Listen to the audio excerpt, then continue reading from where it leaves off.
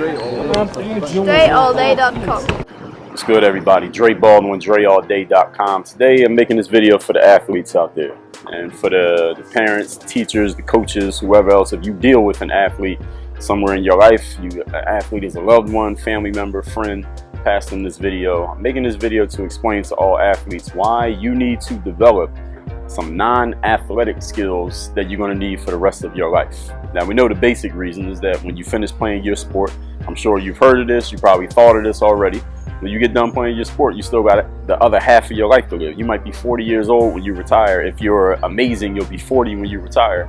You got longevity. You still got another 40, 50, maybe 60 years of life to live. What skills are you going to bring to the table that makes you a contributing member of society from that point forward? So I want to tell you a few things besides that you athletes need to know for the rest of your life moving forward, why you need these other skills. Number one reason is, if you're not yet pro, if you're an amateur right now, you're in high school, you're in college, or maybe you're done with school but you're trying to get into the pros, you might not get in.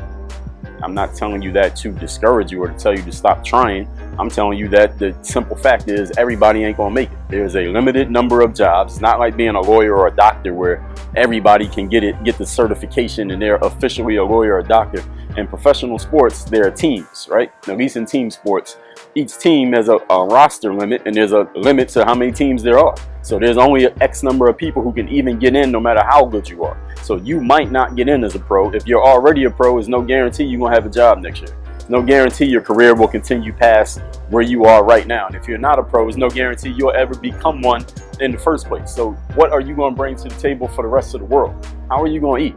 How are you going to be a significant person? Forget about eating. How are you going to, well, let's not forget about eating. You got to pay the bills. You got to keep your phone turned on. You got to pay for your Wi-Fi. You need gas for your car, insurance, take care of your kids. Well, how are you going to be a significant person? What are you going to bring to the table in the world that makes you useful to anyone else if you don't make it playing your sport, or if you don't continue to make it playing your sport? Because you got to keep making it. Every day you got to earn your spot again in practice.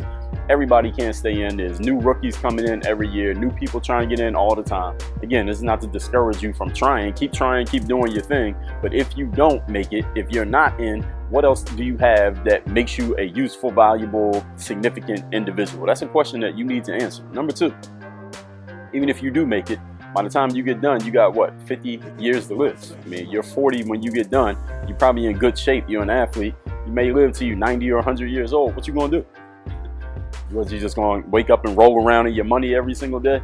Those of you who are professional athletes, I mean, depending on your salary level, there's only a small percentage of athletes who make like the ridiculous amounts of money that we hear about on TV, like $10–20 million a year. A lot of other athletes are at a lower level, and one thing that you realize when you start making X number of dollars, whether that's getting into the 6 figures, 7 figures, you realize it's not really as much money as it seems. It's not. It seems like it's a lot when you're looking at the number, and when you don't have it and you're looking up at it, you're like, damn, it'd be great if I could make that much. Then you start making it, and you're like, wait a minute, this is it. Like, I thought it was going to be a lot more than that. I thought it would go a lot further than it actually does. This is something that I found out myself, and there's a lot of athletes out there who make more than I made as an athlete, or more, maybe more than I make as a business person now, but it's not as much as it seems, unless you want to go to like a ridiculous number, which is a whole different topic that I'll talk about in a different video. But you need something to bring to the table. And the point I'm making in saying all that when I'm talking about the money is that you may not make so much so you can just live the rest of your life and do nothing. Even if you make great investments and your investments are paying for everything that you need, your expenses, and taking care of your family, what are you going to do? Just do nothing for 50 years? You're just going to watch TV and sit on the beach every day for the rest of your life? Or you won't even make it 50 years. You'll die because your brain is finally going to get the message, oh, okay, there's nothing left for me to do. All right, I don't have a reason to be here. I'm just sitting around doing nothing. Okay, let's just shut this whole program off. Then you'll be dead. You'll be done by 50. So you need something to do with your life. What are you going to do when you're done playing sports, regardless of the money situation? What do you have to bring to the table? Again, I'm going to keep asking that question over and over again. Number three, a coach or a trainer. If you plan on being one of those, if you want to you want to write books, you want to make programs to help people out, you want to start a nonprofit, you're going to need some people skills, right? Because those things require you dealing with other people. It's going to require some money. It's going to require some salesmanship. You need people skills. You need to be able to communicate, not just can you talk and can you understand English, because most of you watching this video, you understand English. You can probably speak it and or write it and read it. Now, What about your ability to persuade other people? Your ability to get somebody who does not play sports to give you funding or let you use their facility or get you some kind of backing or make you a connection with the person you need to connect with. How are you going to do that if you don't have people skills? You think you're just going to walk into somewhere and tell people, hey, I used to play pro basketball, and everybody's just going to bow at your feet just because?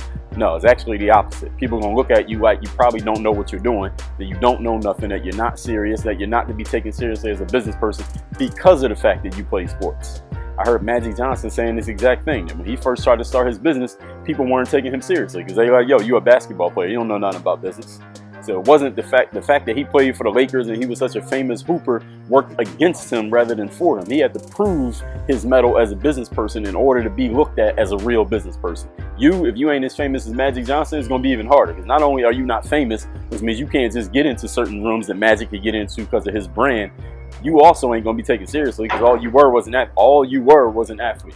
So what skills are you going to develop now that you will need moving forward? You need to start thinking about that. Even if it's just reading a book, you need to start thinking about these skills next. Eventually, at some point, whether that's next week, next year, 10, 20 years from now, one day you're going to wake up and you're going to be a former athlete.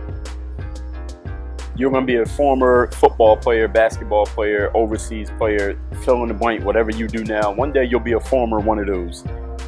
What are you going to be after that? I mean, how long are you going to keep talking about, yo, I used to play pro basketball. Yo, I used to play in the NBA. Yo, I played overseas this many years. Yo, I played in the NFL. I did this.